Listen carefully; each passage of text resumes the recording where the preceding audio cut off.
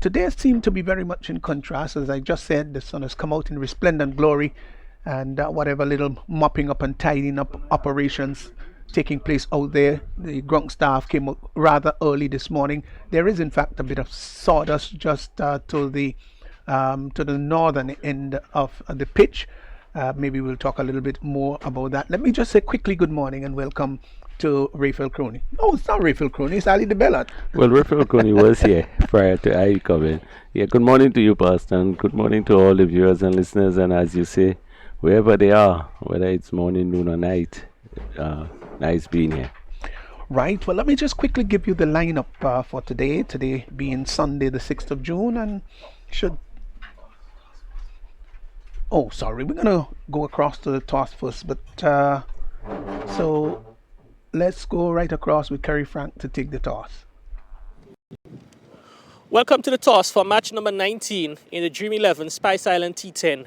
The matchup today, Ginger Generals versus Clove Challengers.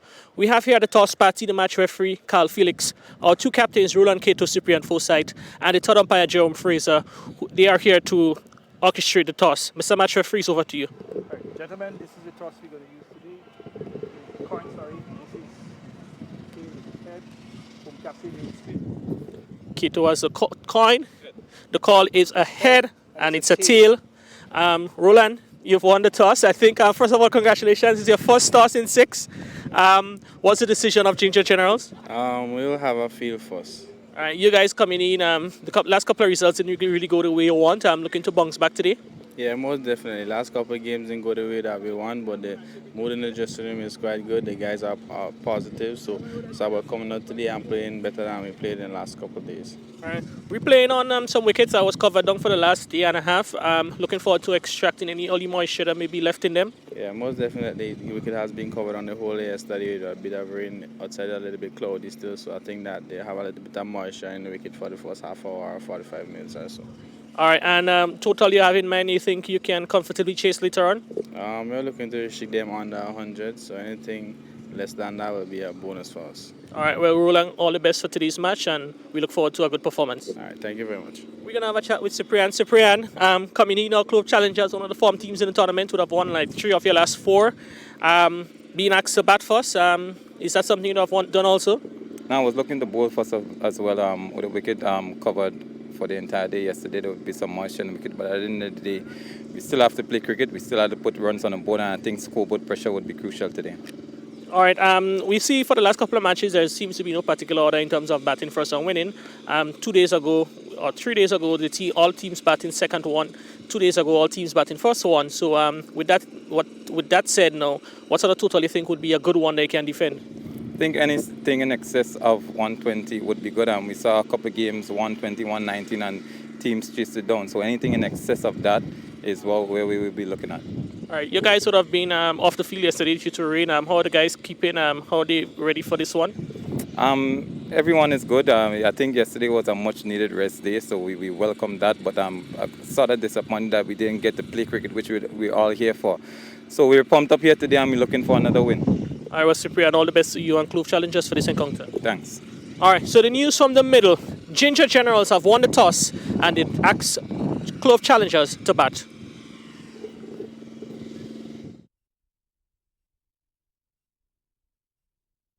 Having our pitch report there, and of course the toss of the coin.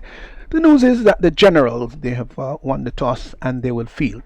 So let me just give you the lineup for today, Sunday, June 6th, and it is my wife's birthday today, Raphael and Ali. So would you please say happy birthday to her? I wouldn't ask you to sing because obviously you don't have much of a great singing voice. The lineup: Clove Challengers against Ginger Generals, and that's our first match, which is just about underway. It's going to be underway shortly in the next 5 or so minutes. And at midday, the Cinnamon Pacers will come up against Bayleaf Blasters. And then this afternoon at 2 o'clock, we'll have the Saffron Strikers against Nutmeg Warriors. That's the lineup: Clove Challengers versus Ginger General, Cinnamon Pacers against Bayleaf Blasters, and then this afternoon, Saffron Strikers will be against the Nutmeg Warriors. Let's look at our lineup for today. The two teams playing Clove Challengers and Ginger Generals. Let's go with Clove Challengers first. Cyprian Forsyth, we just heard him there talk with Kerry Frank. He's the captain. Teddy Bishop, Denroy Charles, Tyrone Charles. All right, we're going to complete the lineup shortly. And the umpires are getting ready to go out. So let's look at the lineup. Cyprian Forsyth, Teddy Bishop, Jamie Buddy, Denroy Charles, Tyrone Charles, Dana George, Melville Gordon, Imran Joseph, Darren Ned, Jerome Noel, Kimo Peters, and Casimir Thomas. So Jamie Buddy, of course, is not in. Just a correction there. So let me just do it one more time. Cyprian Forsyth, Teddy Bishop, Denroy Charles, Tyrone Charles, Dana George, Melville Gordon, Imran Joseph, Darren Ned, Jerome Noel, Kimo Peters, Casimir Thomas. And for the Generals, well, Roland Cato is at the helm. He'll be steering the Ginger Generals. Sean Andrew, Wavell Benjamin, Reynald Charles, Larry Edward, Michael Fraser, Keon George, Anil Matthew, Daniel McDonald, Neelan Pascal, and Nicholas Redhead. The lineup for the Ginger Generals. Just to remind you that they won the toss. That's the Ginger Generals, and they have decided to put the Clove Challengers into bat. So Clove comes up against Gingers rather, and that should be a nice spicy match today. Ali Belot. Well, yeah, all the matches, based on the name of the teams, we are supposed to have some spicy games. So this is the Dream11 Spice Isle 10-10 cricket, and today's match number 19. And we're just going past the halfway stage, Ali. Yeah, so it meant that these teams probably should have played in the first round already. We're just trying to get the stats and the results of the first game. So there goes the fielding team, Generals. They're going out. Look all animated. I think they had a restful night. And the opening pair for Clove Challengers, they're also going out. And the contest is going to get underway shortly. The outfield looks very good. Remember yesterday it rained torrentially, and this ground got quite a bit of soaking, but overnight we didn't have any no great showers, at least where I live, to the southeastern section of the country. Did not get any rain last night. I don't know if it's in contrast to your place. Ali, did you have any rain last night? No, it was a pretty good night. So it was a good night. And so this ground has the ability to, the drainage pattern is very, very good and can take water off the surface very quickly. So, you know, after a torrential downpour, within a few minutes, really, you can have rain going. That tells you how, play going. That tells you how well the drainage system is here, as it is in many of the other first-class grounds across the region. Well, they have to, because the Caribbean is noted for the rainy season, and so in preparation of these grounds, if you want to have cricket over an extended period of time, you will have to have grounds with proper drainage. So Darren Ned is going to be opening with Cyprian Charles, thought it was Cyprian Forsyth, but it's Charles and Ned combination. And here is Neelan Pascal with the first delivery, and he's going in out to bowl to Charles. So this is the first delivery of this match. Clove Challengers against Ginger General. Here is Pascal in and bowls outside the arse stump. He got movement and he got height attached to that one, and the keeper just slipping around and collecting the ball rather easily. Benjamin behind the stumps. There is a third man, backward point, cover right back on the boundary, extra cover the mid wicket. Man just to the right of the square leg umpire and just slightly behind him, and a fine leg inside the circle. Pascal is in now, and Bowles short delivery, and that got a bit of height too. I think the batsman Charles looked to see whether the umpire would signal that that was a wide, just confirmed, maybe slightly belatedly, but I think he might have just looked at his fellow umpire square leg to say, hey, that was a little on the high side. So Clove challengers off the mark. They run one, no run from the batters yet, as Pascal comes in now and bowls to Charles. Charles is hitting the ball up to mid-off. The ball goes very quickly indeed, but straight to mid-off. Can't score. Total remains on one. We're in over number one. Just a one run so far, and that was a wide. As Pascal goes back, he is a mature, experienced cricketer, played cricket test match for the West Indies, moves in now and bowls to Charles. Charles is looking to hit that across the line. Well bowled by Pascal. This is a good line, and he's in fact getting some bounce, Ali. Yeah, well, probably that is expected. Of course, yesterday the wicket was probably covered for most of the day. There was also some seepage on the previous day, and so the wicket will have something in it. But Pascal has generally bowled his first over with immaculate line and direction throughout the competition. Here is Pascal, comes in once more. He's there on both to Charles. Charles is having a big swish at that one, and he's no in position really to cart that ball, looking to slap it really, and maybe if he had gotten that, it will go somewhere up to mid-on. He's yet to score. Ned looks on from the non-striker's end, also yet to score. He has not faced a delivery as yet. As Pascal, who's bowled a very good over so far, comes in, passes the umpire now, and Bowles and Charles is off the front foot, gets a full toss. Could do no more than play up to mid-off. He got a single. Should have done a little better with that. Maybe try to hit the ball straight down the ground or between the mid-off and the extra cover fielder. But he got one. He's off the mark. He's gone to one. The total has gone to 2 without loss. So the Ginger Generals against the Clove Challengers. We're going to come back to that. The first encounter. Here he is. Bowles. A beautiful delivery. Absolutely beautiful. Pitch just about, maybe about the middle and off. Took off and just squared him up a bit. Pushed and probed at it.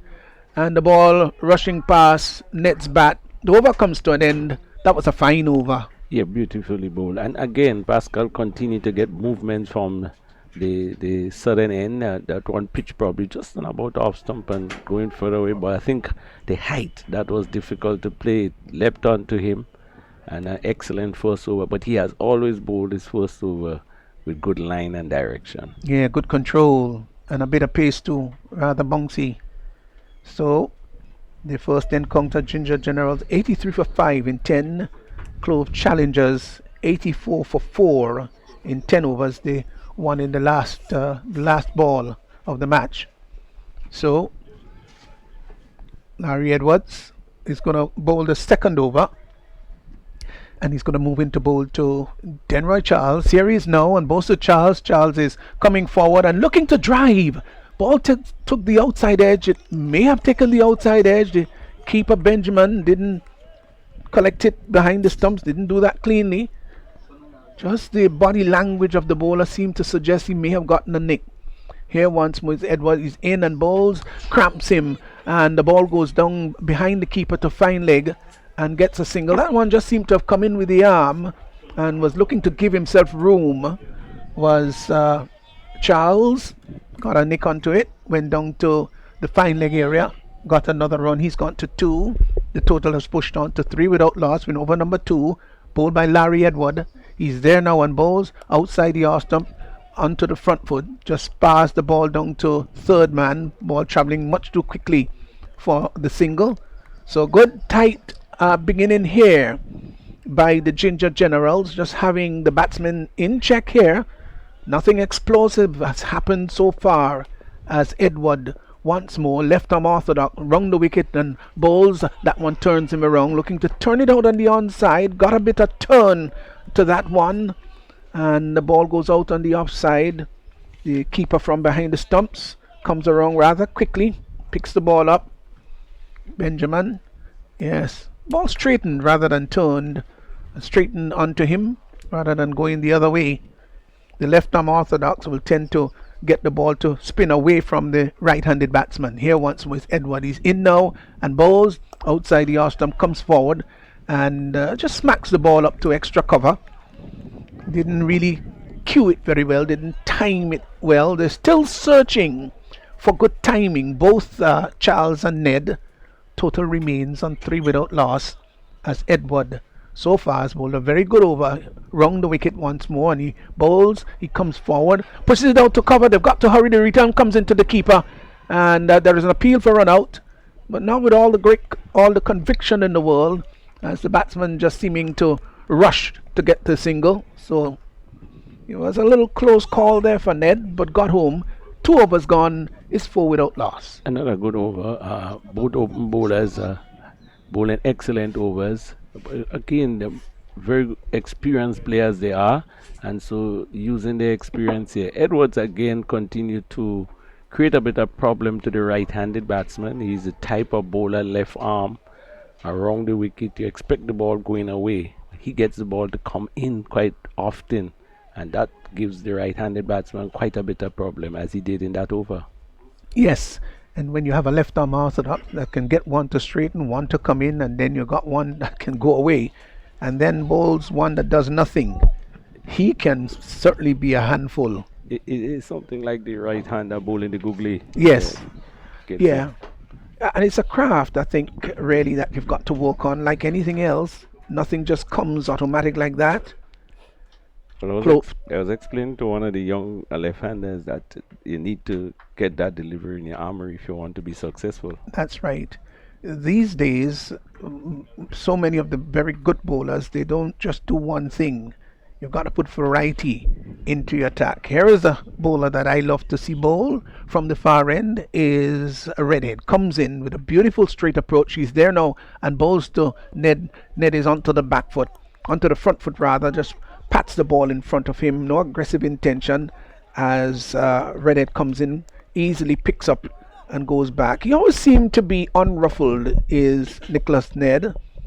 Goes back, rather pensive.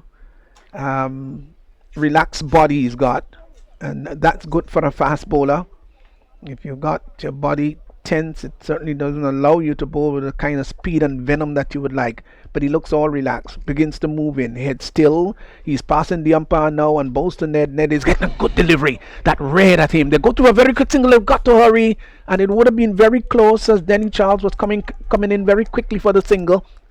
So nasty delivery there by Redhead. Got that one to Ray and to bounce. Just jumped at the batsman. And maybe just pulling the bottom hand away. But whatever the case is, got a single. He's gone to 2. Both batsmen have gone to 2. And the total is now snail-like 5 without loss. Over number 3 in process. In progress. I think the captain probably could just introduce the slip. I thought so. Here once more is Redhead in now, and bowls to Charles. Charles is getting a delivery down the leg side. Wide signal confirmed by the umpire. Extras have now gone on to 2. 2 wide so far in the innings. So nobody has stopped score as yet.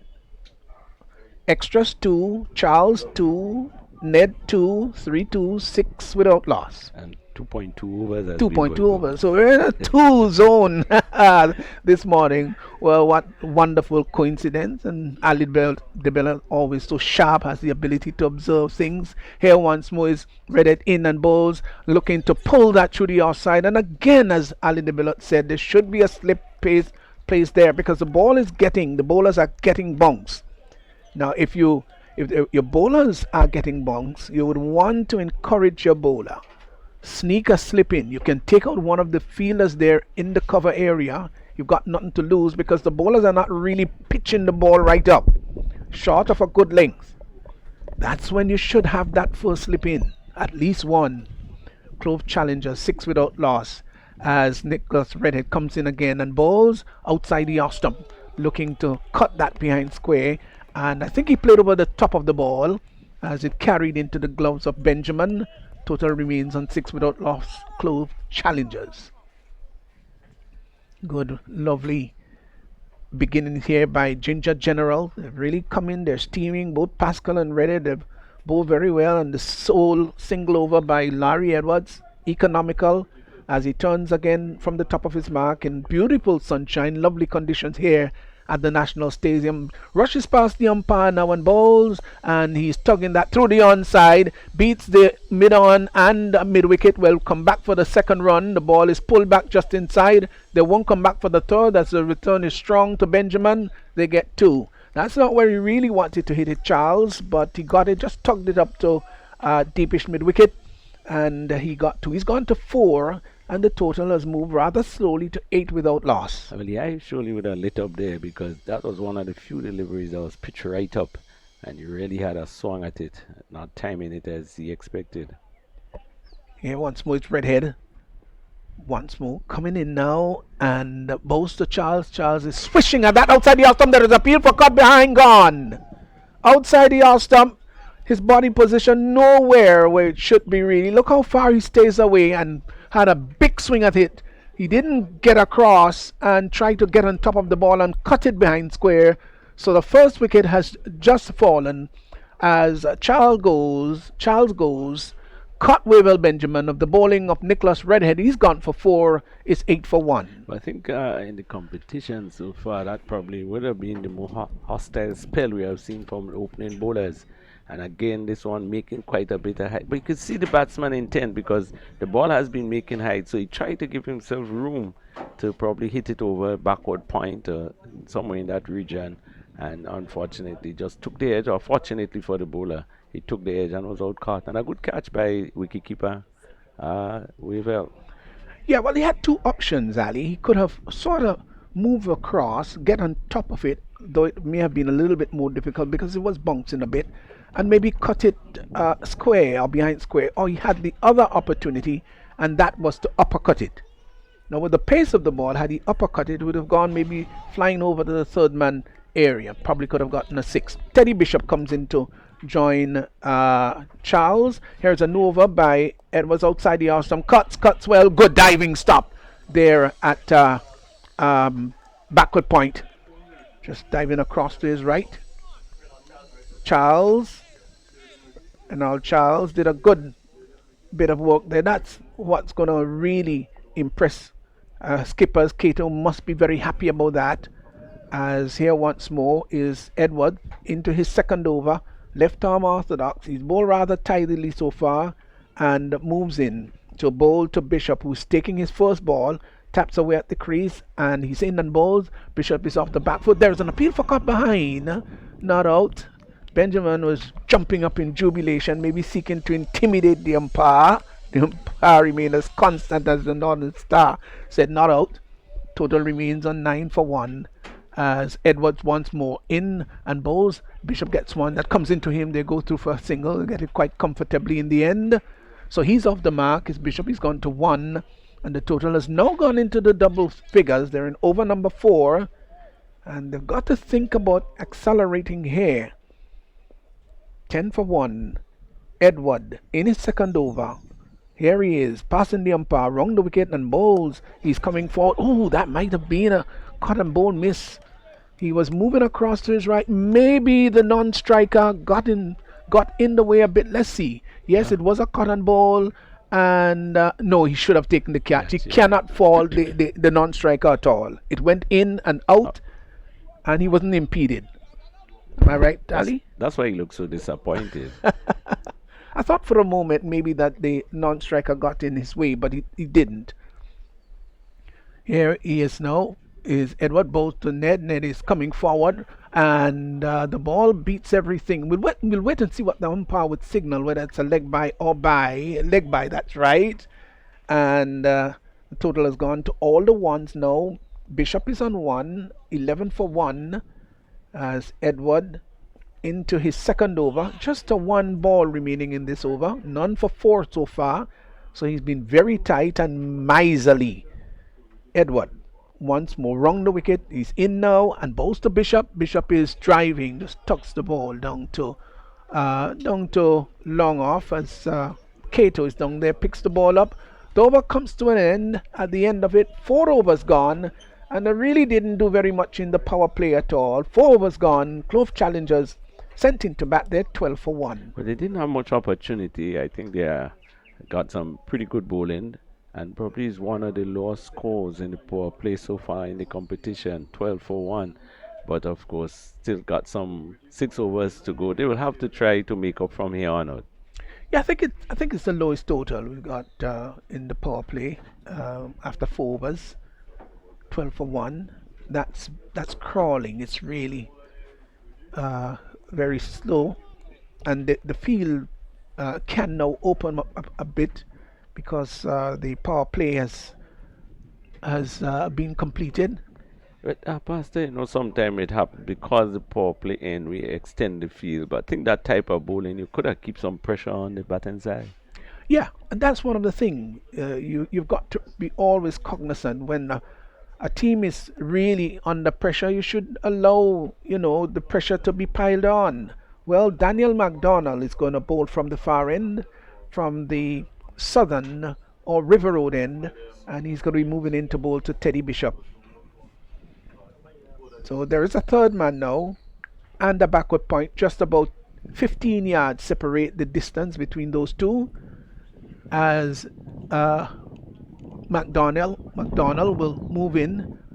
There is a deep cover on the boundary. He's in and bowls, and he's driving up to long off. The ball is going to drop just in front of the fielder. There is it. Pascal will go close to the boundary, and no, did it go over? It did not go over. Just pulled it back inside. Just thought that he could have made a greater effort there, coming in from long off. These catches are a bit difficult at times. You think it coming, but it is not. Here is a delivery. He's off the back foot and cutting well behind square. Will get just a single. The return comes in very quickly. Batsman had time to cross for a single. So Bishop has gone to 5. Ned, who is 3, comes in to strike 15 without loss. And I think we're beginning to see a little bit more aggression in the effort of these two batsmen. They understand how important it is now to push this scoring along with greater rapidity. 15 for 1 as McDonald once more from the far end would move in now and bowls to Ned. Ned is coming down the track and hits that down to long off, and the ball goes very quickly to Charles down there, and it's sent in. A good return too. Might have just didn't dislodge the bails.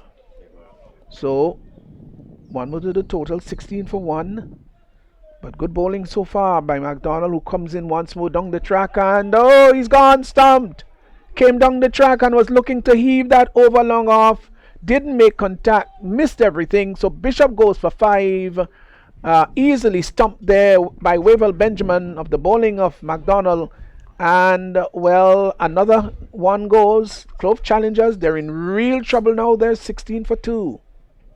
Yes, you need to use your feet, but one of the technical flaws I see in the batsmen to the spinners, they use their feet down the line rather to the ball. And he came down, straight down the wicket with the ball on the outside of him, and he just didn't make contact. The bowler has this sort of off-spinning action, but it don't seem as if the ball turns much. And so he might have played for it coming back. It went straight and into the gloves of the keeper and was well stumped. Yeah, those are some of the fundamental things you've got to look for. The captain comes in, Cyprian Forsyth, and you've got to also understand that when the ball is that new, just about 5 overs old, Ali is not going to spin prodigiously. It's not going to turn a whole lot. So, success there for McDonald. Bowls to Forsyth, who plays it up on the offside. The keeper comes from behind the stumps, picks the ball up, peels the right glove off in the process, sends the ball back to Daniel McDonald. Here he is again. McDonald comes in now and bowls to Forsyth. Forsyth is off the back foot. There's an appeal for cut behind. Not out, says the umpire, as Will Benjamin, that characteristic man of his, tends to appeal and really screams to the umpire. And the umpire, of course, not intimidated at all. Over comes to an end. We're at the halfway stage of the innings. 5 overs gone, 16 without 2, and this is really slow going, Ali de Bellat. Yeah, and the two batters there, Ned has that ability. He has played pretty well so far in the competition, and he has that ability to hit the ball. And surely, from now on, he will have to start trying to speed up the run rate. The captain Forsyth is there. as we said previously, he's not the bigger hitter of the ball, so he has to try as much to rotate and hope that Ned could take it from there. Well, Reynald Charles will be bowling from the northern or Dabo end. And remind you when these two teams met first, Ginger General scored 83 for 5 in 10, and Clove Challengers, who are batting now, they batted second in that match, 84 for 4 in 10 overs, one of the last ball. Here's a delivery that is outside the leg stump, onto the back foot, and he lifts that high and hard over the deep mid-wicket area, down over the boundary line for 4, and that was a fine shot by Ned. It was a shot delivery that needed to be pulled out, to be pulled away. He did so. He's gone to 10. It's 22 for 2. Long hop, rank bad delivery, put away. So Charles will have to try again. Not a good start. He's going to move from over the wicket and he's going to bowl round the wicket. In now to bowl to Ned. Left arm orthodox round the wicket. And Ned is lifting that. That's going to go for another 6. That one is straight down the ground. Fine shot. He got that about 10 yards over the boundary line. Maybe about 15. Didn't look to hit it too hard. But you know what? He really got to the pitch. It was right in the slot. And he drove it handsomely. Went under it and lifted it nicely. Straight down the ground. 6. So 2 sixes in 2 balls. The total has gone to 28. Fine shot. Ned can bat, I can tell you. Oh yes, and I said previously, he has that ability, and he reached a situation where he has to play some shots, and he's doing just that. Well, he certainly is doing just that, but he's got to be selective. Here is Charles, roughed up, in now, and bowls outside the bottom of the back foot. Cuts well. That's going to go down to the deep backward point area. It's going to be cut off. No. Failing dive across. There, sweeping. And he got 4. Lovely shot. Look at how he went deep into the crease. Got right over the top of the ball. That is a perfect defining of how you should play the cut shot. And it went behind square for 4. He is now gone very quickly to 20. And the total just galloped now to 32 without loss. That was really lovely. Everything about that shot was well and right. Here is again outside the awesome. This time he's pulling it in the air. The bowler is going to take the catch. Oh, he's gone. Caught on bowl. Anticlimactic. He was looking to pull that through the onside. It really took the outer portion of the bat and spiral, went high into the sky. And the bowler in Charles said, leave it to me. I'm going to take the catch. It came down safely into his pouch. So there goes Darren Ned after an enterprising innings. Cotton bowl. Reynald Charles for 20 is 32 for 3. I think the ball was there to be pulled. Not certain from this distance. He seems to have lost the grip on his bat, and so the ball taking the top edge. It's also a quicker delivery after being struck for 3 boundaries. He seemed to bowl that delivery a bit quicker, and so he didn't get the timing he wanted. In fact, he just lobbed straight up in the air, and the bowler himself taking a very easy catch. Yes, nobody bothered to challenge the catch. They knew it was going to be Charles's and took it rather comfortably. So it's 32 for 3. And the new batsman Imran Joseph has come to join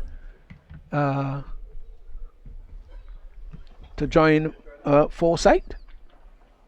So here is once more Charles in, balls, full toss that he lifts high and handsome over long on. That was threatening the players' pavilion. 6 runs, easily done. It was a full toss and needed to be dispatched, and he dispatched it easy as winking. Was a lovely flow of the bat. He's gotten off the mark. 6 runs to Forsyth. Yeah, convincing way to get off the mark, full toss, and was given the right treatment. Here's a delivery that is driven up to mid-off. They will go for the single, short extra cover rather, and gets a comfortable single. Cato knocked it down, but the ball ricocheted and went behind him, and the batsman saw the opportunity for the single. 1 more to Forsyth. He'll be taking strike. The over comes to an end. 6 overs gone. It's 39 for 3. It was a good enterprising innings, Raphael, by Ned, But I think that delivery that got him must have come on a little bit faster and didn't negotiate it well at all. But his little cameo of 20 must have been a very invaluable knock. Yeah, he certainly will be very disappointed that he was not able to get that ball over mid-wicket. I think, as you said, it was a quicker delivery. Seemed to rush onto him a bit faster and took high up on the bat. So he was not able to get no power into it. And as such, he just went up in the air for an easy catch. McDonald, who was 1 for 4, comes into his second over and bowls, and that is hit down to the long on area, would get a comfortable single. Forsyth just looking a little bit more aggressive than usual is Forsyth today, and he understands that the tempo needs to go up. 40 for 3. Imran Joseph comes into strike. As here now once more is Daniel McDonald from the far end. Brilliant Sunshine comes in, bowls the ball, taps it back to the bowler. Cut and bowl, gone. Well, that's one of the easiest dismissal you will think about. I'm sure that the bowler himself might have been surprised to see that that ball was coming back so easily. I think that the bounce too may have had him and tried to pull the bottom hand away, but the bat had already contacted ball, and it went very softly back to the bowler, who gleefully took it. And so Joseph goes cotton bowl of the bowling, of course, of McDonald, who has now picked up 2. He's 2 for 5. It's 40 for 4. Yeah, very soft dismissal there by Joseph. Again, he was caught in no man's land, actually wondering whether or not he should play an attacking shot. And he just pushed it back. A very simple catch to the bowler, and really having a really good start for Ginger Generals, picking up 4 wickets for 40, and we are already into the 7th over. Yes, really. So they've kept things rather tight and steady. So Casimir Thomas has come out to join his captain, Cyprian Forsyth. And as I said a little earlier, a lot depends upon Forsyth here. He's got to play a skipper's knock. So the left-handed Casimir Thomas will face up to Daniel McDonald, who's had great success so far, 2 for 5 of 1.2.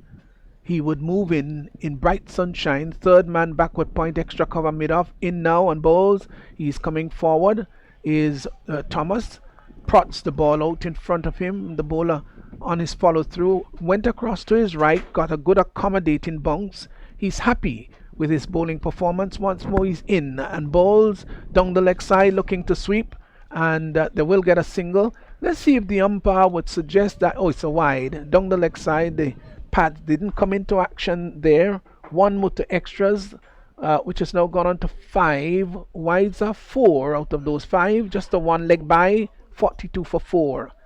As McDonald this time will bowl to Forsyth. Forsyth is hitting that down to long on. Firm shot, gets a single. He's now gone on to 9, and the total has moved on to 43 for 4. So this is, of course, McDonald's second over.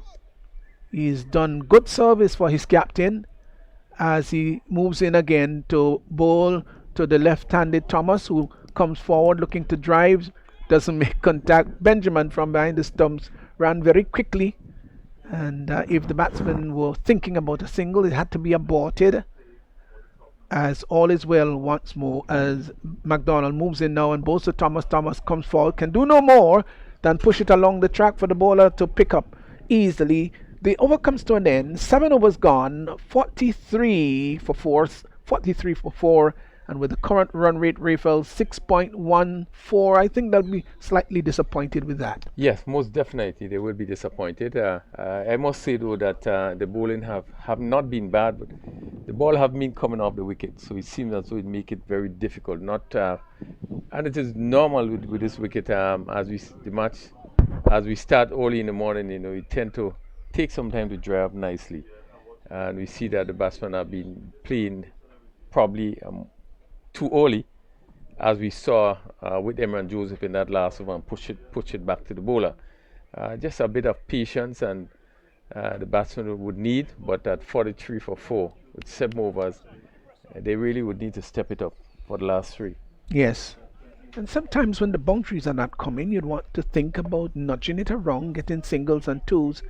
And if you get 4 singles in an over and a boundary, that brings it up to 8. Yes, Fraser, Michael Fraser, will come in to bowl, and he's going to move into bowl to Forsyth. So 7 overs gone, just 3 overs remaining in this innings. Clove challengers sent into bat. They're 43 for 4 as Fraser, in sort of windy conditions, moves in now, and bowls. And that's a slow delivery. This was well bowled. Really slow bouncer. He's a all wild fox, is Fraser, veteran. And Forsyth didn't seem to really know what to do with that one. It was a difficult delivery to handle too, though. Went just over the top of his shoulder. Fraser once more moves in to bowl to Forsyth, and Forsyth gets a wayward delivery outside the off-stump, confirmed as a wide. 1 more to the total is now gone to all the 4s. It's now 44 for 4, as Fraser will have to go back. Third man, backward point.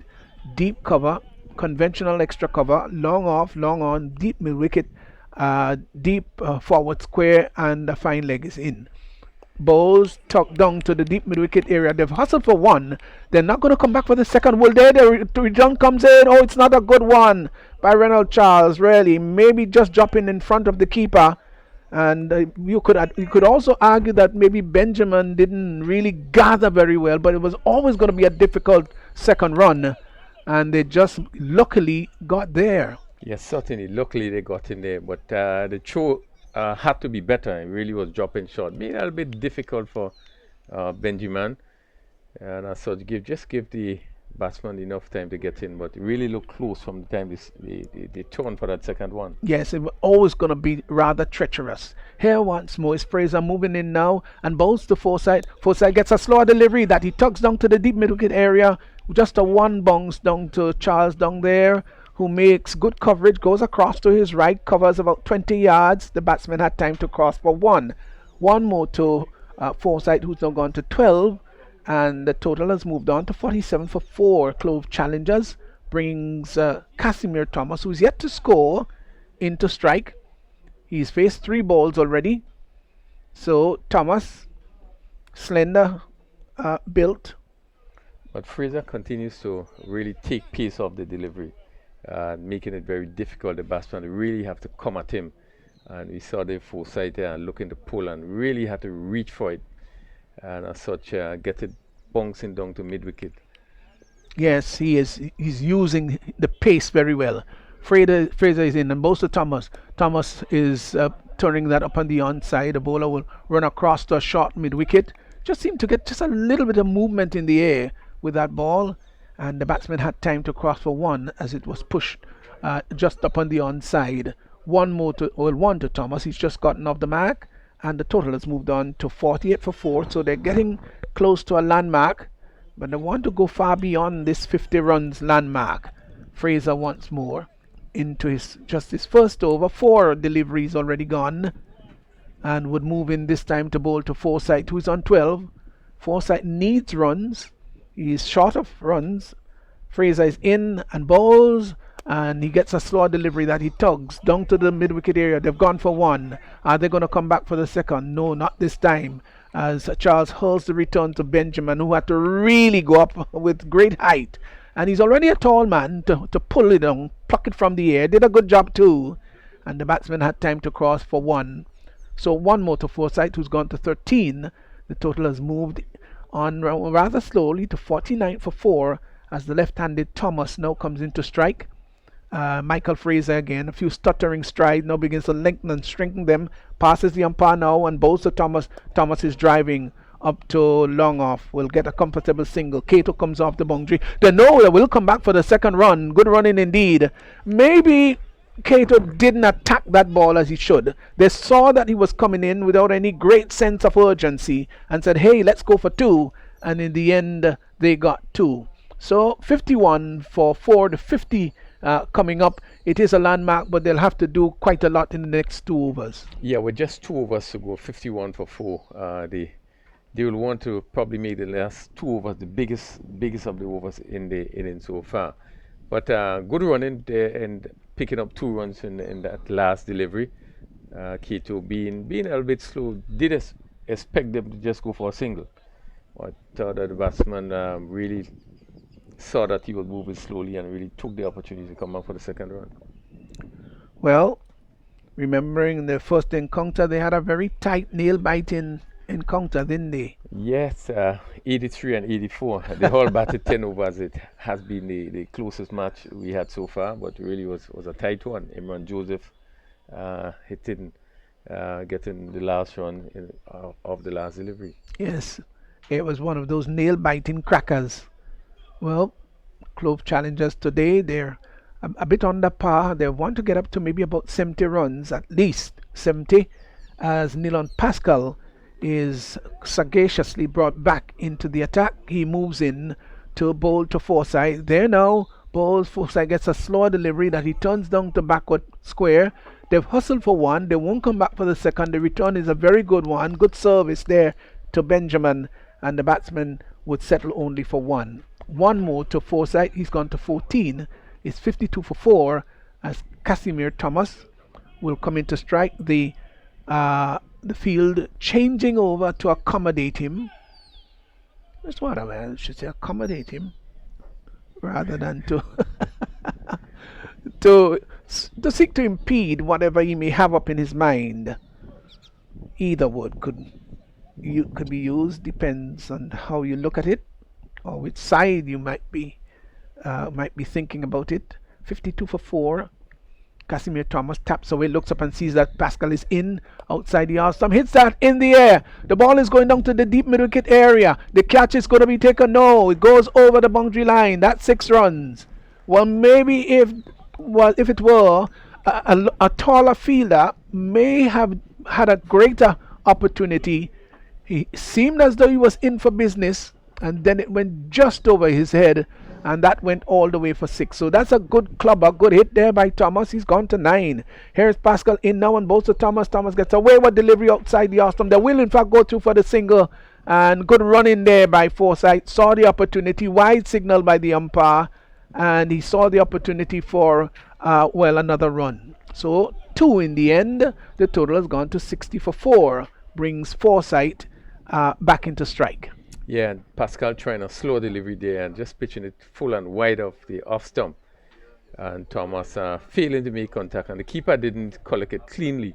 And the batsman steal a single. Really, they would have stolen that single because it didn't go far from the keeper. Pascal is in and bowls to Forsyth. Forsyth is pulling that. That's a great shot. That's a wonderful shot. Imperiously executed behind square on the leg side. That cleared the boundary line and went, I would think, maybe about 20-30 yards back. Fine shot by Forsyth. He's gone rather quickly now to 66 for 4. Yes, superb shot by Forsyth. This is the over you want to get. We have 2 sixes in this over, and they would want to continue with still 3 deliveries to go, and they certainly would want to continue in this vein, probably bring it up to 80. Yes, got inside the line and he hit it well. Here once more. Well, Forsyth didn't seem to be quite ready, so he stopped Pascal in his entrance. All is well now. Yes, such a beautiful condition in contrast to yesterday. This really sun is shining brightly, the best condition for cricket. Pascal is in, bowls Yorker-like delivery. It was a very good one too, right up just outside the leg stump. So he was rather cramped. Now he was aiming to hit that somewhere over long off, or just over the bowler's head maybe. But that was right up, just outside the leg stump. It's a good delivery there by Pascal. None for 17 so far. Moves in again in bright sunshine. He's there on bowls to Forsyth, who gets a Yorker-like delivery onto the leg stump. Can do no more than turn it behind square on the leg side. Benjamin comes from behind the stumps, and as most keepers will do, just peeling off the glove. So he peeled off the right glove in case he had to throw at either end. The batsman, however, got the opportunity to take a single. Cyprian Forsyth has gone to 21. 67 for 4 brings Thomas now into strike. He's on 9. Here is Thomas Bull facing up to Pascal, turns it down to the deep mid-wicket boundary. They come back for the second run. They get it quite comfortably too. So rather expensive over there by Pascal. 2 for 20 as his spell comes to an end. 1 over to go. 9 overs gone. 69 for 4 with Forsyth 21. He'll be taking strike and Thomas 11. Yeah, good over for Clove Challengers, scoring some 18 runs in that over. And really we are seeing Forsyth in this over play a beautiful shot down to backward square for 6. Really probably the shot of the morning. Really hit it really well from a short delivery. But this is they would want to try to get probably another big over just to get them over the 80 runs mark. Remembering that 83 was a pretty close one for Ginger General. Yeah, well, here's Fraser, who of course is a wonderful bowler. He's in and bowls to Forsyth. Forsyth is getting a slow delivery. That came up so slowly. I think Forsyth was already into the shot. He is such a wily, subtle bowler. He is always thinking, goes back rather workmanlike, tosses the ball up, and seems as somebody set for business. Forsyth leans on his bat, has a little word there with Wavell Benjamin, turns once more, is Fraser from the top of his mark and will pass the umpire now and bowls to Forsyth. Forsyth is getting a delivery outside the off stump. They will in fact get a single and the wide confirmed. That was just too far outside the off stump. I think the intention was to bring it full and wide, and left alone there. The keeper Benjamin didn't do the best work with the gloves. They get a single and of course the wide. Total has gone to 71 for 4. Brings Thomas into strike as Fraser again with a backward point, a third man rather, a backward point and a deep sweeper. He's in and bowls outside the off stump. Big swish by Casimir Thomas. He's really upset with himself. Maybe just saying, gosh, I should have done something better with that. Doesn't make contact though, and it's collected behind the stumps by Wavell Benjamin. Total remains on 71 for 4. Fraser, encouraged by his players, his teammates, leans forward, straightens up his approach, his body now and bowls, and that is lifted down to the long off area. Cato is under it. The catch is going to be taken. He's gone. Cato came around. It was airborne. He didn't have to make much distance, just maybe about 10 yards. He had to come in, and he never looked like dropping it at all. The ball came down safely into his grasp, and he poached it well. So he's gone. Casimir Thomas caught Roland Cato of the bowling of Fraser, gone for 11, and 9.3 overs gone. It's 71 for 5. Clove Challengers. Yes, and again we see the batsman, they looking to hit somewhere over a wide long on position. Again hitting across, and if he would have hit straight there, I think he probably would have been in a better position to clear the long off. As we see Fraser getting the ball to sort of leave the left-hander. So he took to the edge, the top of the bat, and went down to mid-off. Fraser bowls to Forsyth. Now we've tucked that down to the deep mid-wicket area, and Al Charles comes off the boundary rather quickly, sends the ball to the non-striker's end. Forsyth thought about the second run, but there's no way he was going to get that. He's moved on to 22, and the total has gone by 1 to 72 for 5. Brings Dana George, the new batsman, into strike. Just 2 deliveries remaining in this innings as Fraser moves in. He's bowled pretty well, none for 11 so far. In and bowls, and he's looking to tuck that through the onside, takes an on the edge, and that's going to go to the boundary for 4. 4 runs there. Quite lucky, Dana George. That's not where he wanted to hit it, but I think it's more the result that matters. Down to the boundary for 4. He's off the mark. He's on 4. 76 for 5. Yes, coming off the bottom edge and just passing to the left keeper, and no one on the boundary at long range. Went down to the boundary for 4. Really welcome boundary in this final over. Here's Fraser in now. Bowls to Dana George, who is hitting that in the air. The ball is going down to the deep mid-wicket area, drops just in front of Charles. They come back for the second. They gotta hurry. They don't get there and run out.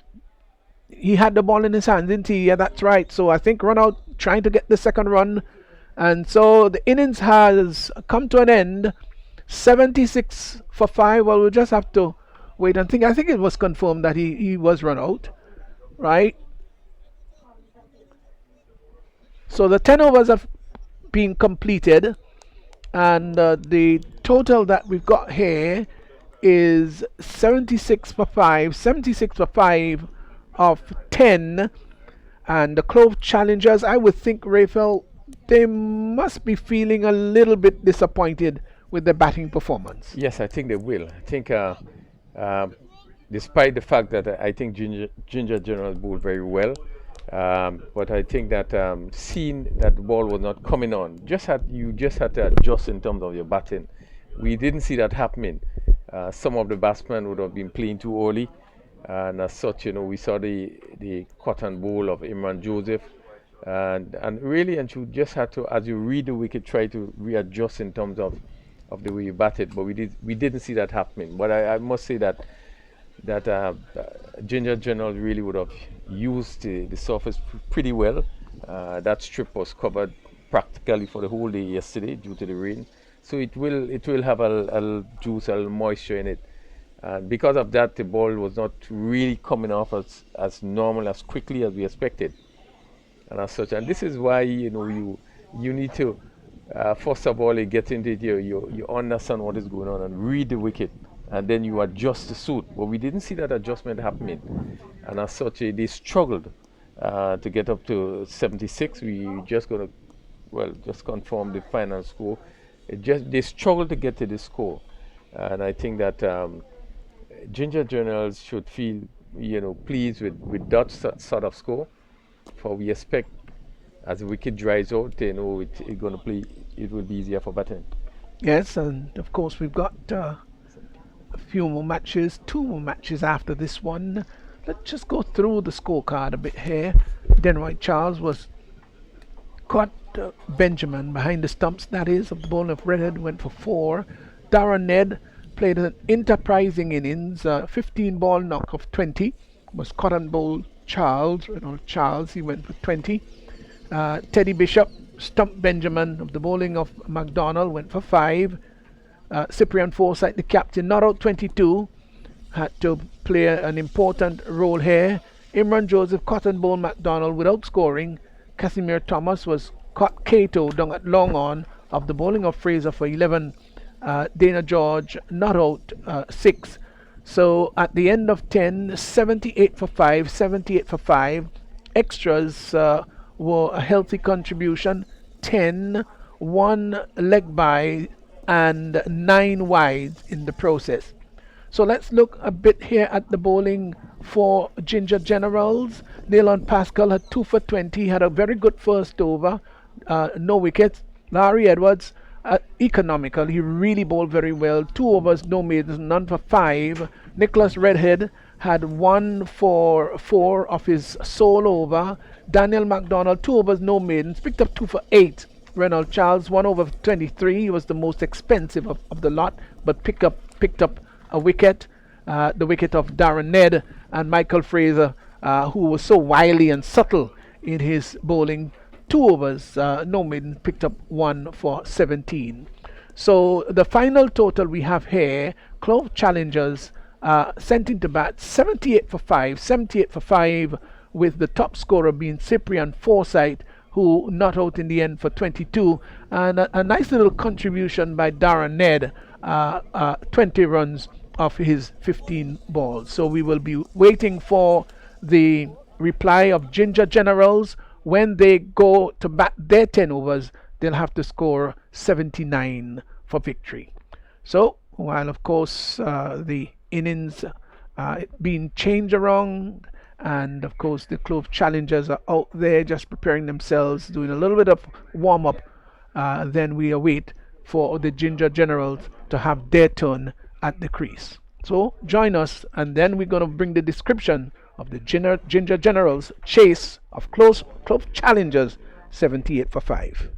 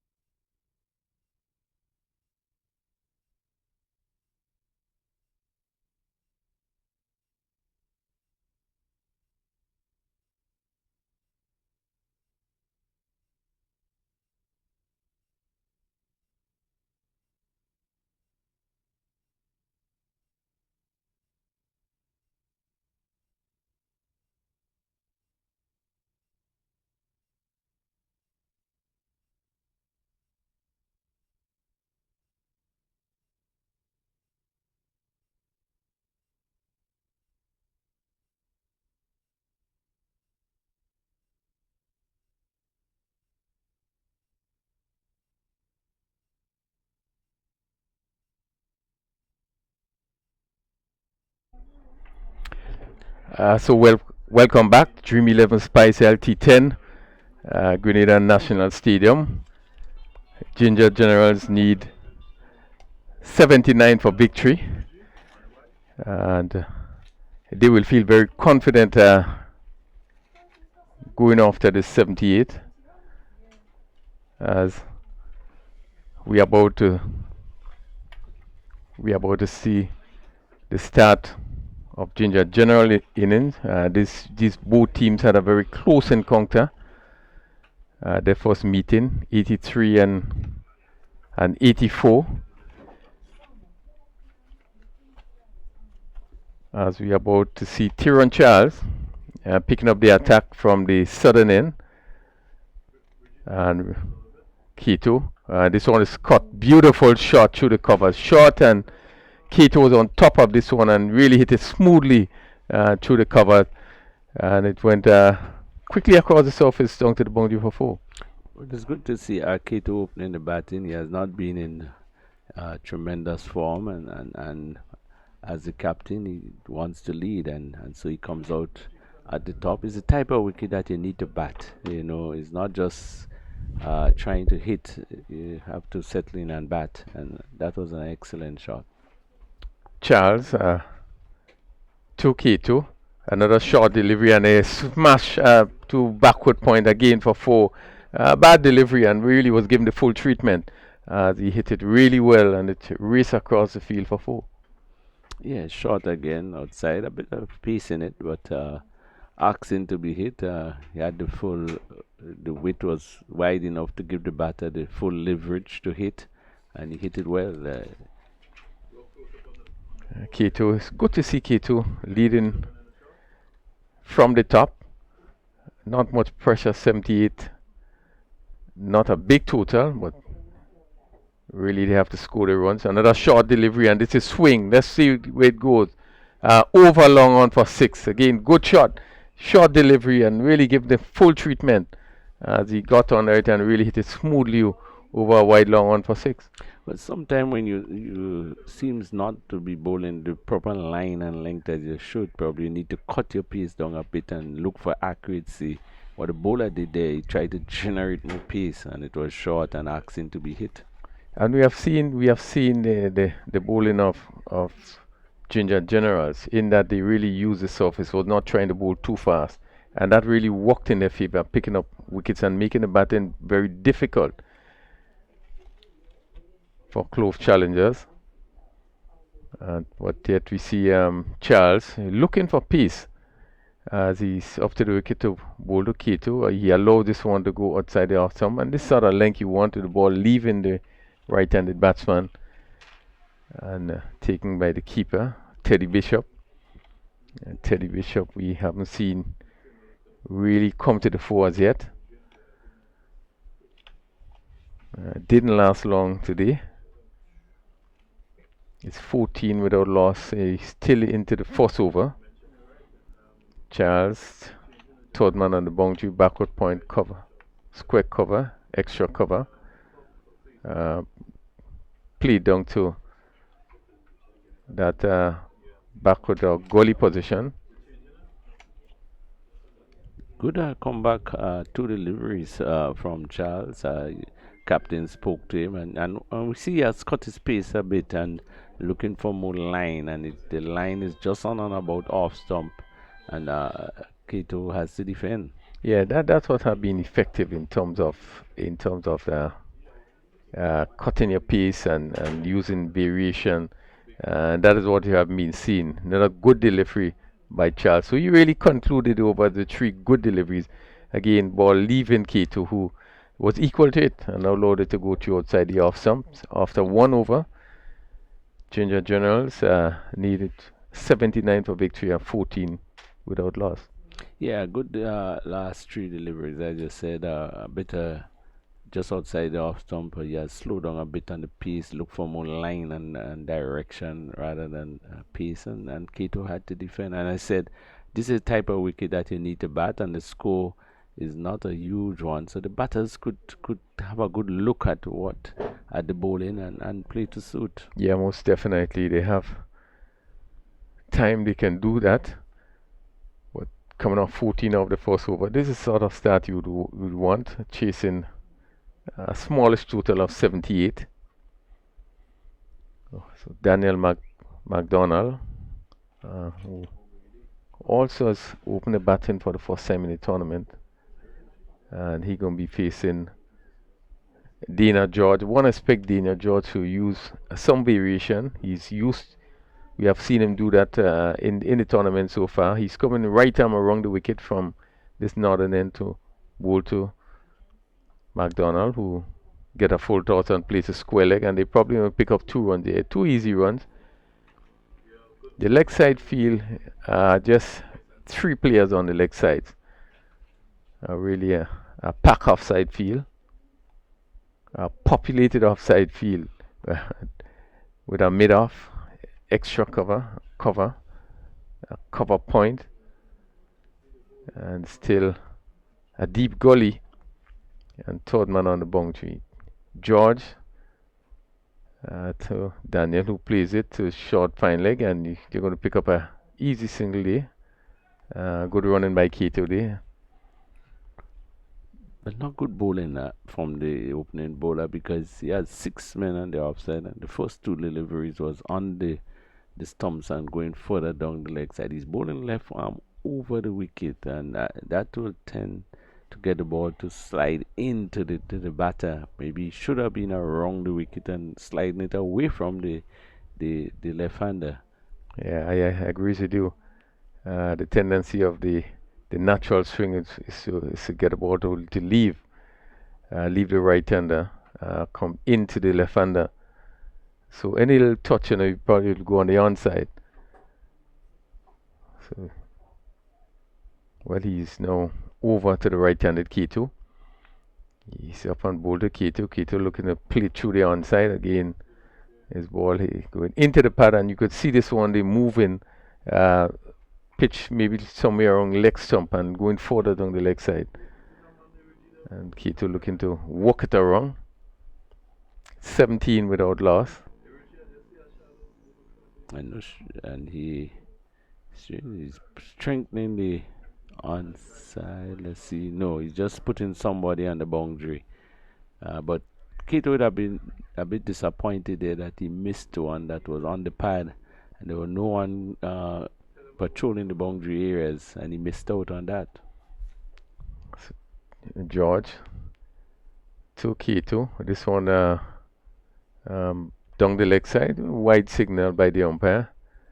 Again, not too far, and one thought that Keto could have probably tried to whip this one, but he allowed it to go. Extra run, 18 without loss.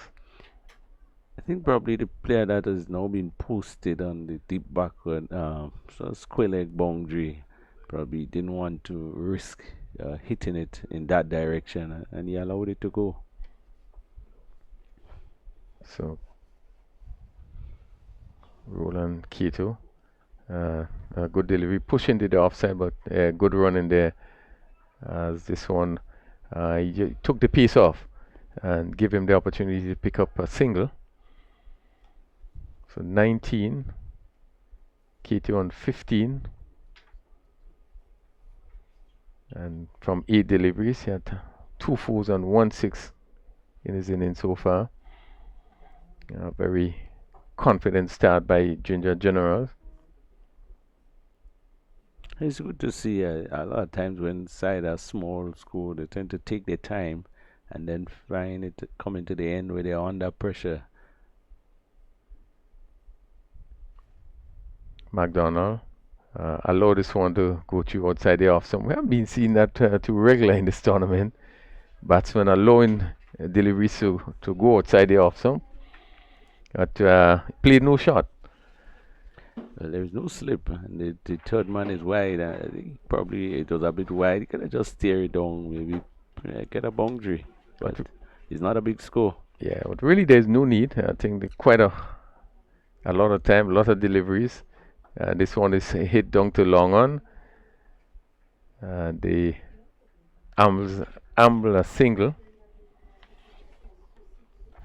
Jaron Noel feeling in that position. So that completes the second over. It's 20 without loss, and they need another 59 runs for victory from 48 deliveries. Well, a fairly good over from George. He only conceded 6 runs. But I think the match in the stage where probably need to pick up a wicket or two to sort of to put the batting side under a bit of pressure, put Generals under a bit of pressure. It's good to keep the ball probably outside the off stump, forcing them to play. But wickets might be important at this stage. Well, Charles is going to continue to Keto. Pretty expensive first over. Went for 14. And he's on his way to bowl to McDonald, who's swinging. That comes off the edge and they're going to clear just up one bounce and went down to long leg. Third man, and that's 4 runs. Really looking to pull somewhere to mid wicket or over mid wicket. And the bounce really taking it down to a fine third man. One bounce into the boundary for 4. And that's when luck is not on your side, because it's not a bad delivery at all. It was making some height. It was close to the batter, trying to swing it, got a top edge, and still carried to the boundary. A bit surprised that he has bowled the third over though.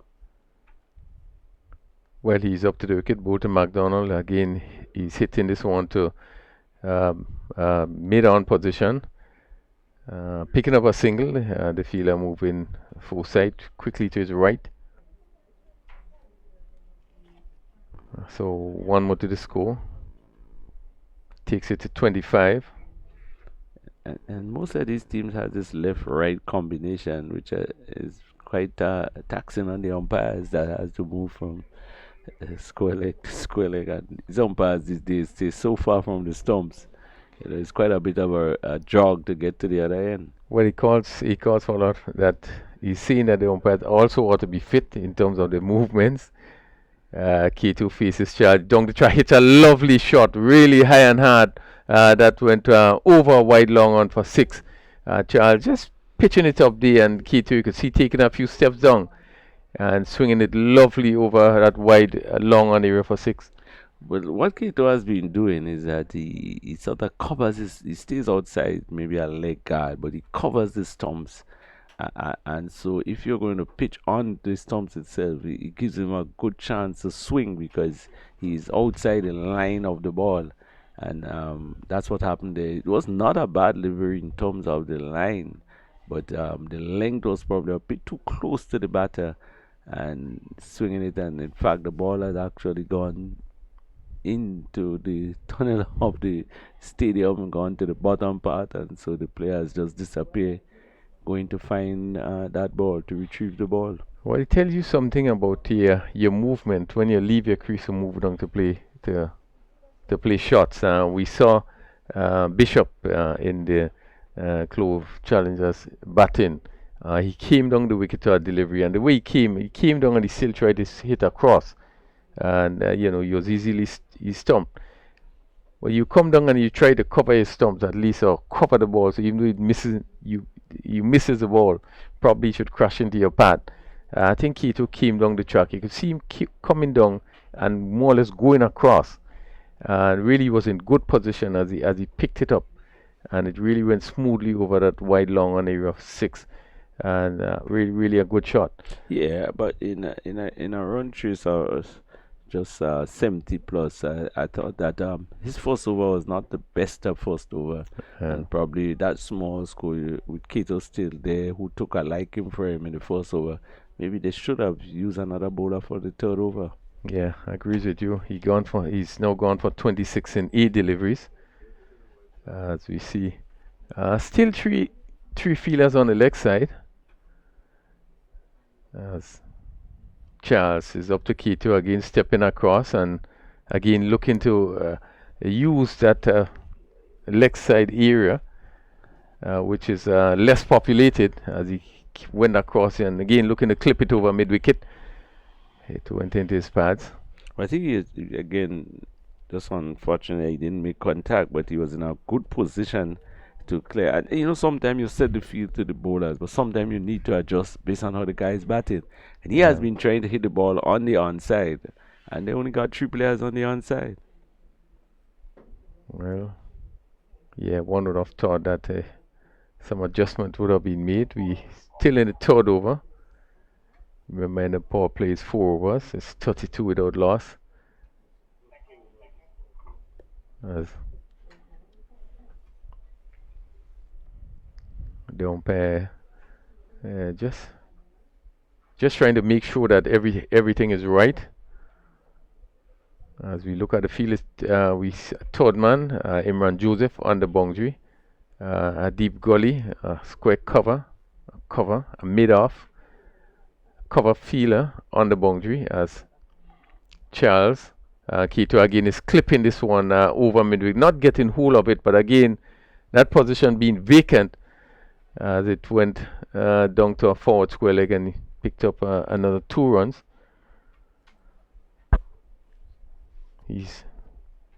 Again, we spoke about that type of field placing, forcing the bowler to probably to bowl wide, and the batsman could predict that. But also, there's nobody more or not much players on the onside, so he could always tuck it onto that side.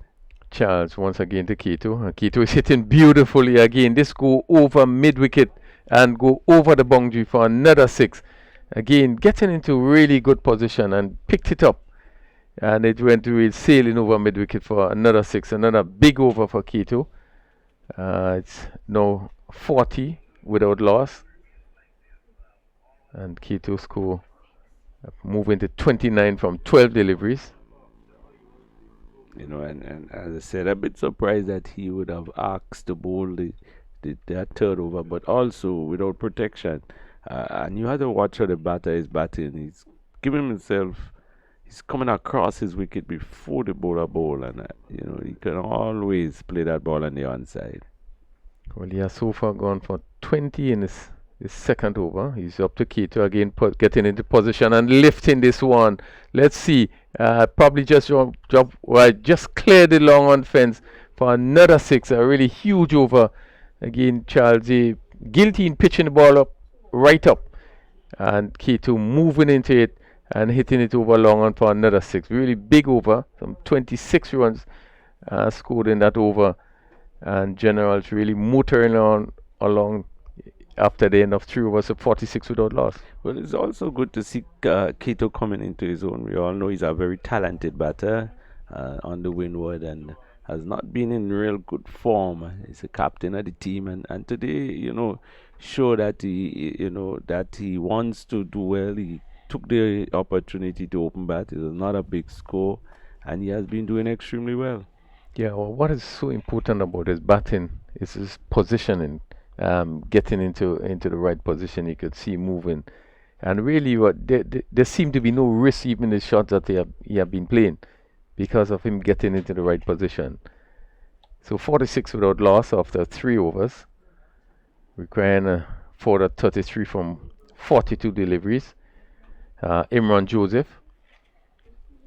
But sometimes the score tells you that the batting side is in a pretty good position. And their advantage is they have not lost any wickets and so has a great opportunity of going on to win this game easily. Yeah, impressive start. Imran Joseph, right arm. McDonald looking to hit square. No ball signal there. First no ball of the game so far. It's 47.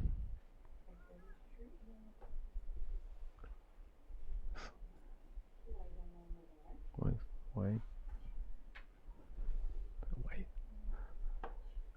Sorry, wide signal, not no ball, but wide. As Joseph. This one is hit down to long on, and Gerard Noel comes off the boundary. They amble another single. McDonald takes his score to 13, 10 rather, 10 from 7 deliveries. Keto on 35 from 13 deliveries. It's 48 without loss. Very good start by Junior Generals. Keto has been on fire, but again, I thought that the bowling, his batting was accommodated. The bowling was accommodating his batting, he was putting it just where he is, and all he had to do was help it along. So good batting, very good batting from Keto. Ginger General lost the first encounter. Really would want to turn the tide as Keto prepares to feed Joseph, and hitting high and hard, and that goes over a long off, well actually straight back over the bowler head. Again moving into the shot and hitting it lovely over the top. and you just watch it as it sail over the fence. Another huge six. Yeah, and from here, very close to the line, the right behind the umpire's back. And again, a ball that was not a pretty bad delivery. It was outside the off stump, probably a bit too close, but an excellent shot from Kato. Yeah. He prepares to face Joseph once again. He's swinging. Again, getting in the position, looking for the big shot. He's gonna pick up 2 runs as this one went down to mid wicket. A little fumbling by the fielder. So Kato quickly moves to 43, and just 15 deliveries. And maybe one would have thought that they would have been a little more, watching the ball a bit more because the score wasn't big, but he's really going at everything.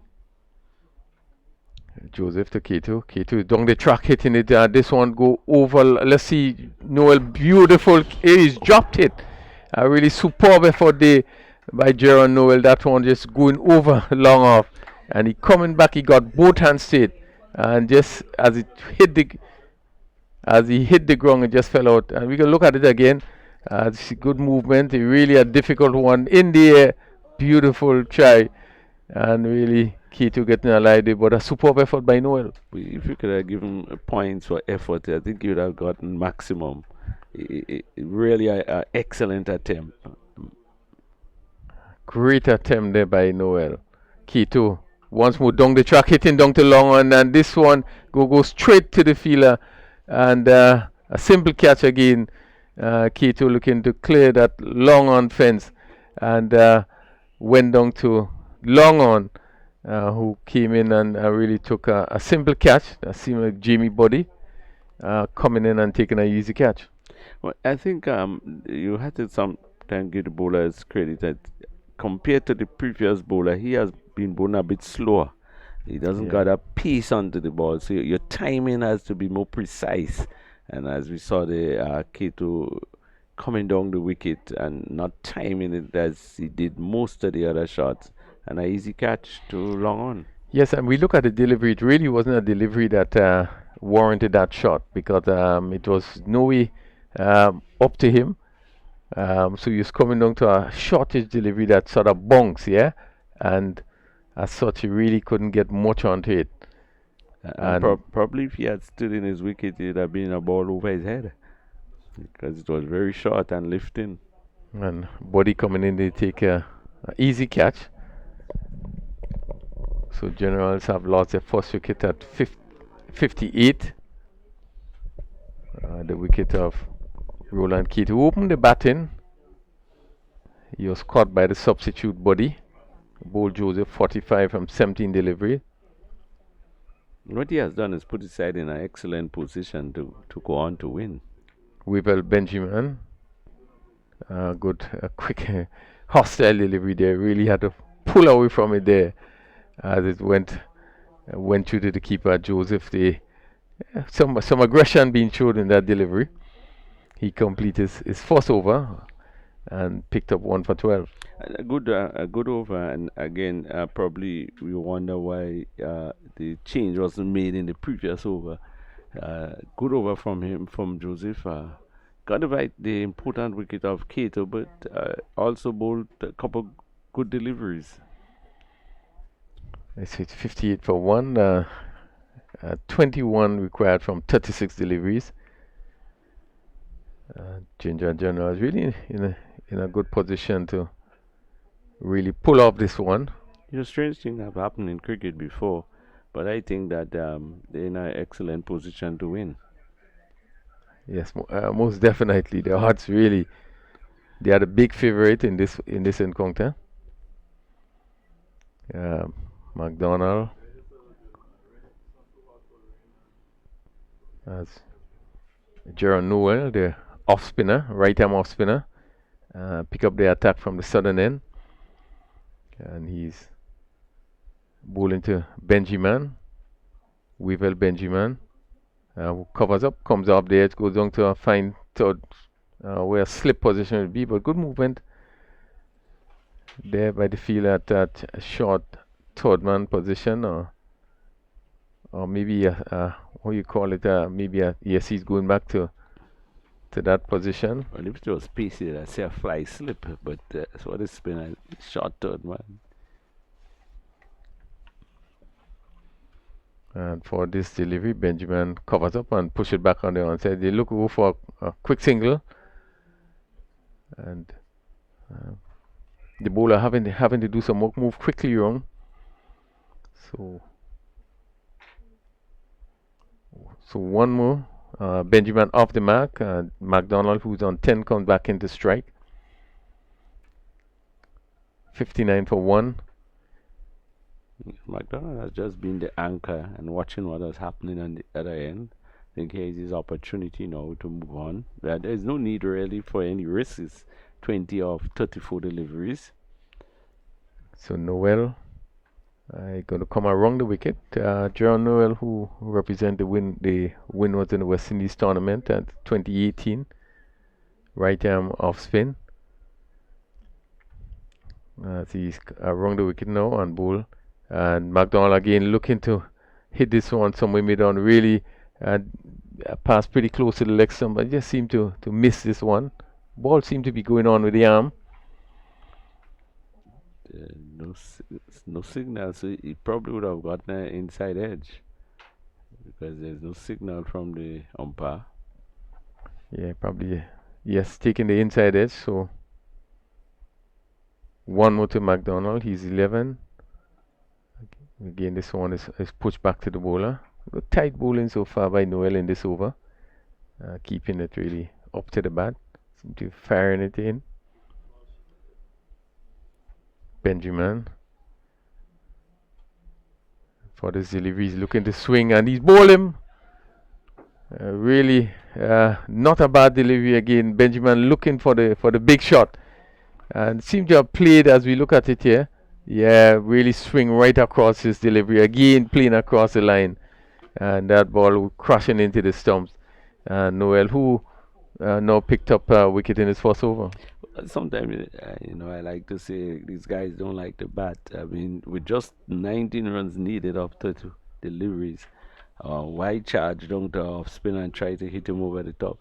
But it's amazing that I saw Benjamin earlier, and I said, you have lost your form. You only had form for 2 games. He said the instructions was to hit, but today he has a different role to play, so you see a different batsman. But maybe I'd have to wait for another game. Well, we saw that see a different one because really he seemed to have struggled a bit even to against the slow bowlers. They just to push the ball around and going for this big shot, it really wasn't necessary. There's still 31 deliveries to bowl, 19 runs required. And Noel is a good bowler, so it's just in the field and placement. You can get the singles just about anywhere. And he needed probably to just get himself, because he has had 2 previous low scores, so he probably just needed to get himself back into the game, but he chose to hit the missed and was bowled. Good delivery though. Well, Keon George, another Windward Islands under 19 player, West Indies tournament, left-handed batsman in Noel.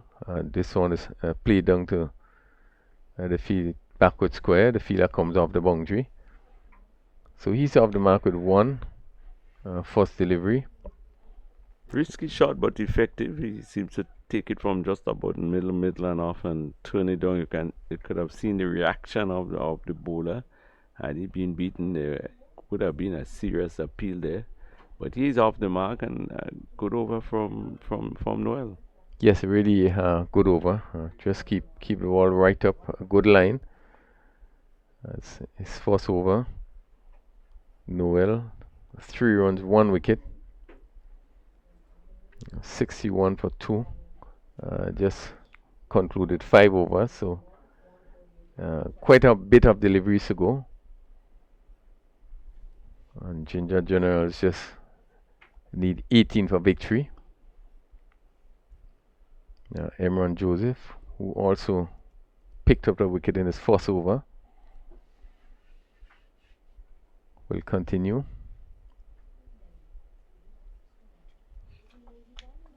As a left-handed Keon George, or play for St. Parish. So they know each other very good, as Joseph to George, who plays it on the offside. And that's all what is necessary. You just push it easily on the offside and the amble a single. Yeah, and a situation like this, sometimes you wonder which is best because once the singles are taken, the match would easily be won. So should you put a bit more pressure on the batting side rather than these deep players? Yeah, make it easy, make it more difficult to take the singles. This one is played on the onside. The square leg again having to move to his left. So another single. 63 for 2. And really, contrast to yesterday, really good conditions. Oh yeah, and again it shows the quality of the outfield. A lot of rain did fall, but you know, we could start on time today with no sign of what happened yesterday. Joseph. This is right up slower delivery, and we haven't seen that much in this inning. But we saw the bowlers from Clove Challenge really bowled. Ginger really bowled a number of slower deliveries that created a lot of problem for the batsmen. Yeah, and the type of conditions that rain yesterday, the wicket was covered for most of the day, so they expect some life or some moisture in it. And George is pushing this one just past the bowler. Would be disappointed that he didn't stop this one, Joseph. And it goes down to long on, and Noel comes off the boundary. I think he took up a position to pick up and throw at one time and sort of found himself, I say, wrong-handed in trying to pick up the ball. Joseph. This one again, you can see the variation. Slow delivery, pulled down to, just comes off the edge and went bouncing down to a backward square, not getting hold of it. But we are seeing in this over that the variation from Joseph, ball not coming on, varying his space, and then the shot play becomes rather more difficult. So one more, doing it in single, 65 for 2. And then when you see the two bowlers that has come on after the third over, you wonder why the third over was given to that bowler who didn't have a good first. Down the leg side, wide signal. Umpire Hulas from this northern end. Sometimes he said if nothing is wrong, why fix it? He was bowling pretty good over the wicket. He decided now he's going around the wicket and the first ball are wide. 66 for 2. John Mark umpired square leg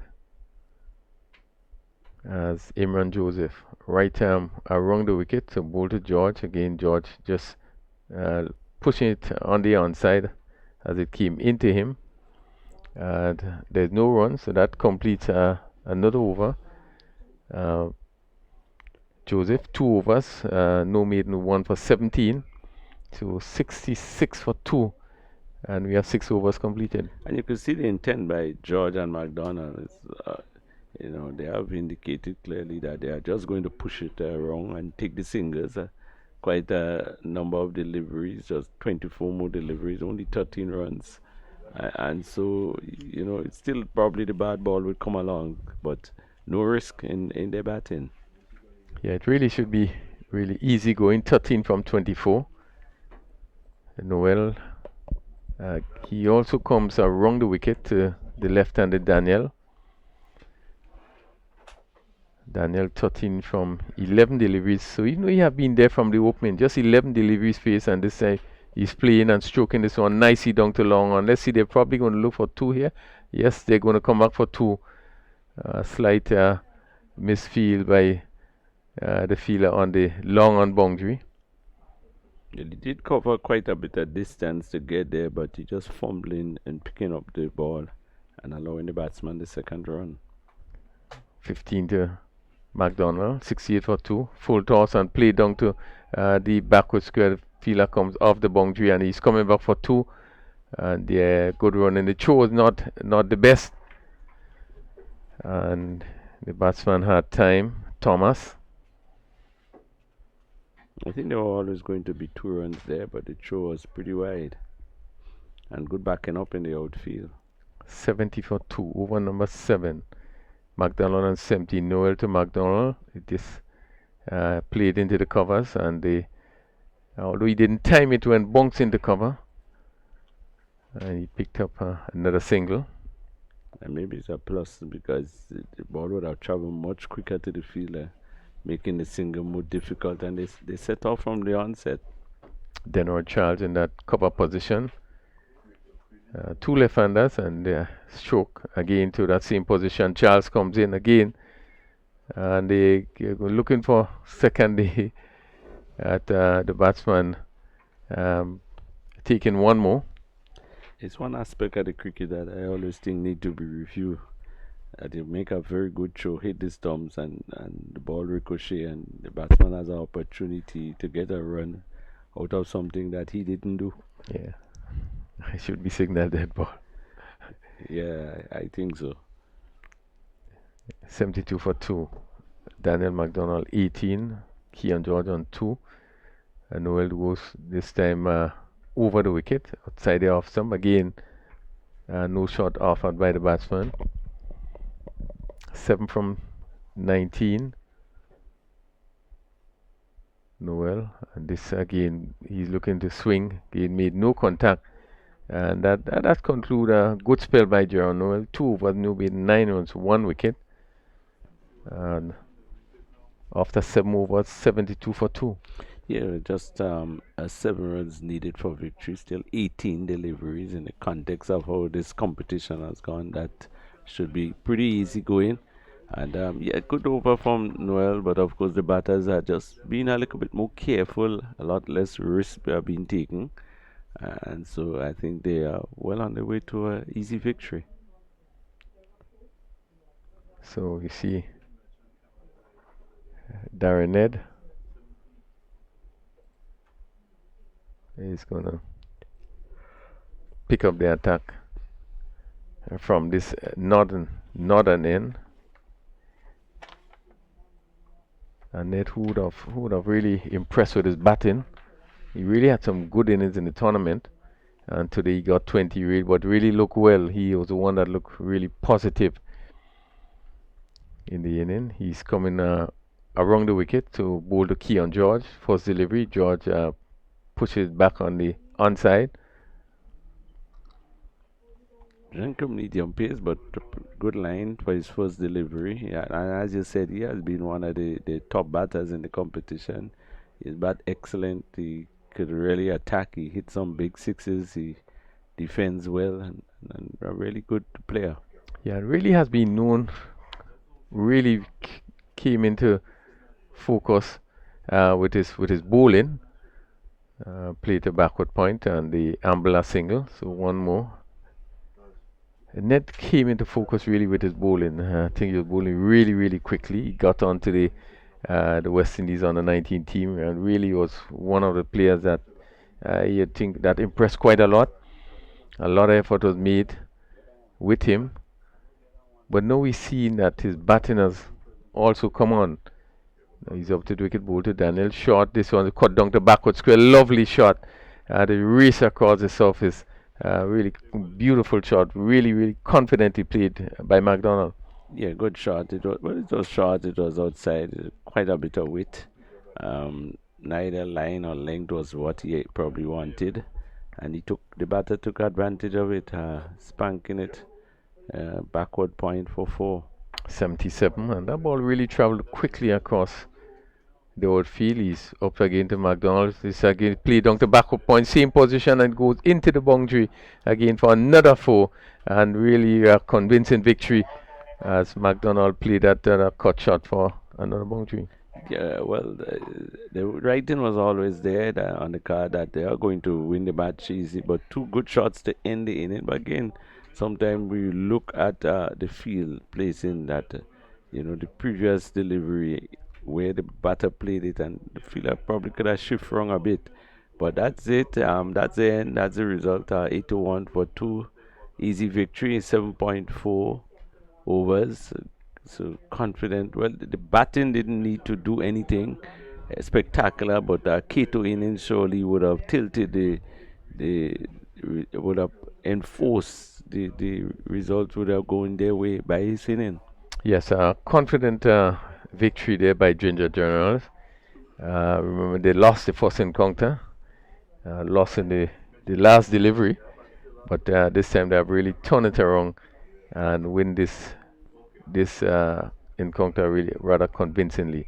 Just to go through the scorecard, remembering that Ginger Generals they won the toss and asked Clove challengers to take first strike. Roland Quito, um, he was caught by the substitute uh, Jamie Buddy, bowled Joseph for 45, 17 deliveries, 21 minutes. He had 2 fours and 5 sixes, and really that was the inning that really turned it around really, really quickly. They really didn't give Clove challengers much of a chance when Keto began to bat. I think he really played aggressively and took it to the bowlers. Yeah, and the opening bowler probably was not bowling that bad. He was bowling with a lot of pace, with line and length wasn't probably what was expected, and probably should not have bowled the third over. And think by the time he finished his spell of 2 overs, the game was almost complete. Daniel McDonald, who opened the inning with Keto, not out 26, 18 deliveries. He had 39 minutes, 3 fours. Weevil Benjamin was bowled by Noel for 1. He didn't last long, and Kean George, 5 not out from 8 deliveries. The bowling, Tyrone Charles, 2 overs, no maiden, 40 runs, no wicket. And as you said, Ali, kind of disappointing that he was given the opportunity to bowl a second over. Then Dana George, 1 over for 6 runs. Imran Joseph, 2 overs, 1 for 17. Noel, 2 overs, 1 for 9. I thought that he bowled very well. And then his first over just conceded 9 runs. And the Ginger Generals won convincingly by 8 wickets. Yeah, but once the score was always low on, it was probably a lot less than what they would have expected to score. The wicket is still playing pretty okay, so the question of wicket is not an issue, and so you had to put runs on the board, which was not done. And I think the side batting second was always in the poor positions after the first inning. So that's a conclusion of game number 19. That's our first game for today, game number 19. Coming up, game number 20, Cinnamon Pacers. They would play Bayleaf Blasters. And then the conclude today's games would be Saffron Strikers versus Nutmeg Warriors. So we will take a break at this moment, and we will join you, or we ask you to join us in about the next 40 minutes when we start the second game for today. Cinnamon Pacers, they will come up against Bayleaf Blasters.